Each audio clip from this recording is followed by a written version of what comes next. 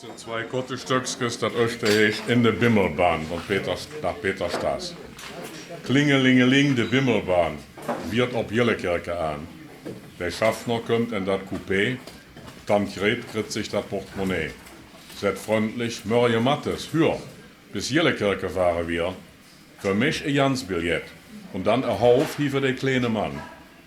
Der Ore Bleckske sagt gerät, wenn das hier nach der Boxe geht, dann darf der Junge Jansbillett und mich ein Hauf, verstehst du das? Da lacht die ganze Bimmelbahn und wird auf Jellekirke an. Ja, sagt der Schaffner, leef gerät, wie du das Mensch, so geht das nicht. Der Jung ist doch kein Jüngske mir. Wer so einen Langbox anhat, der muss ein Jansbillett auch haben.